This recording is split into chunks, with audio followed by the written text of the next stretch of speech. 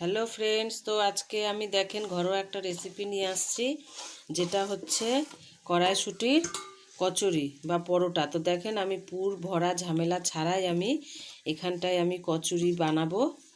তো হচ্ছে আমি নিয়েছি এখানে কড়াইশুঁটি, কাঁচা লঙ্কা বেটে নিয়েছি, আর নিলাম যে মিষ্টি, নেব এই যে লবণ স্বাদ মতো, নেব একটু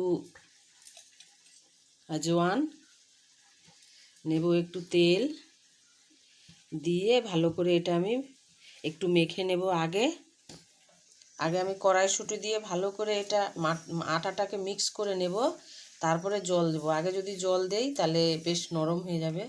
আর আমি এটা করেছি গমের আটা দিয়ে, আপনারা চাইলে ময়দা দিয়েও করতে পারেন।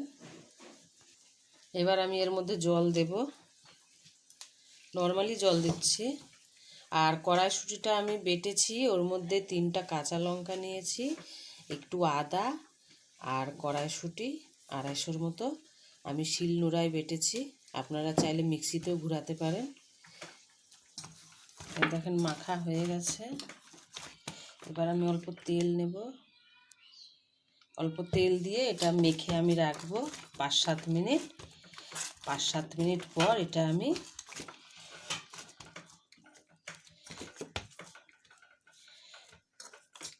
ঢেকে দেব।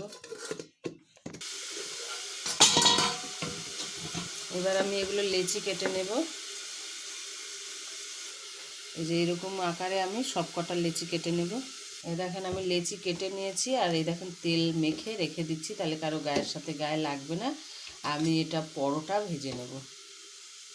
এই দেখেন আমি পরোটা বেলে নিয়েছি, এবার আমি ভেজে নেব। এই পিসটা আরেকটু ভাজবো, তারপরে আমি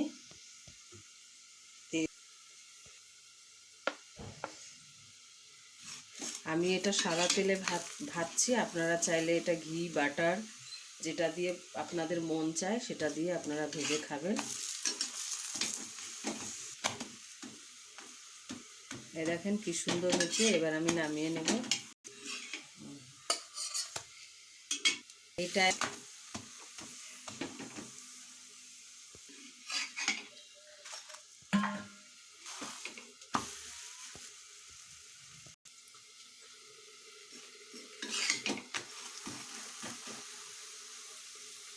পুর দিয়ে তো অনেকেই কড়াইশুঁটির কচুরি বা পরোটা খেয়েছেন।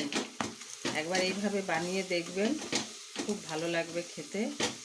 হাতে সময় কম থাকলে এইভাবে বানিয়ে খাবেন, ভালো লাগবে। এই দেখেন আমার কচুরি হয়ে রেডি।